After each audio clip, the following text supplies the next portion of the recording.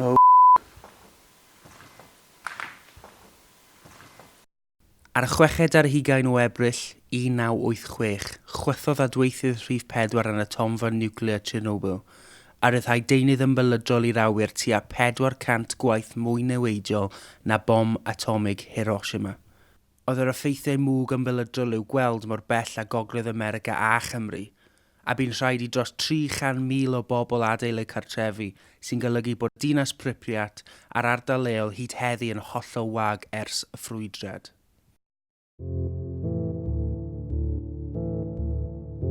Now police stop filming. Policeman. Okay.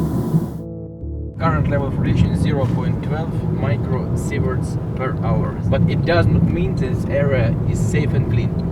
It just means that concentration of radiomaterials in this area is not that high to make influence on levels of radiation. Dwi'n newydd gorfod stopo unwaith eto ar gyfer checkpoint arall. Dyn ni nawr o fewn 10 km o'r nuclear reactor. Look, 0.23. Yeah. And now let's go. Just a step of rock. This here.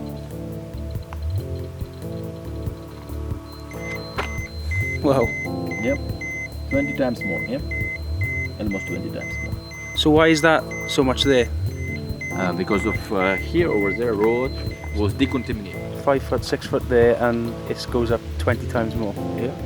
Dyma ei stop cyntaf ni ar y daith yma. Dyn ni wedi dod I Meithrinfa sy'n o fewn y 10 km exclusion zone. Oh. Mae'r adeiladau, teganau, esgidiau, dillad a y gwlau fydd hyn jyst I gael ei adael fel bod pawb jyst literally di drop o popeth a jyst I gadael yn syth. So mae Maxime wedi dod â ni I fewn i'r 10 km exclusion zone nawr ac am y tro cyntaf dyn ni yn gweld reactor Rhif 4 a reactor Rhif 4 oedd yr un oedd di ffrwydro.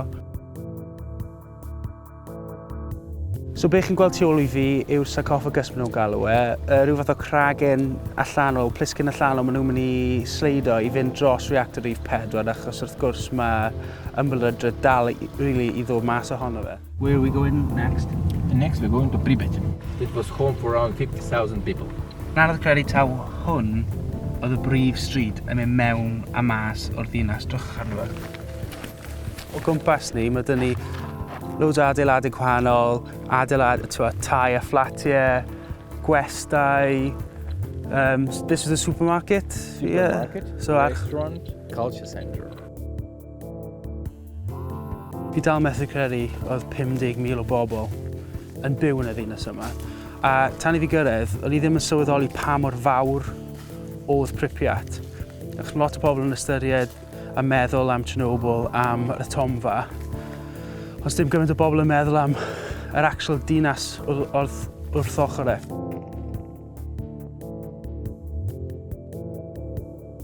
So dyn ni wedi cyrraedd yr ardal chwaraeon nawr. Dyma lle mae'r pwll nofio yr ysgol. A unwaith eto mae natur jyst I cymryd dros yr adeiladau yma.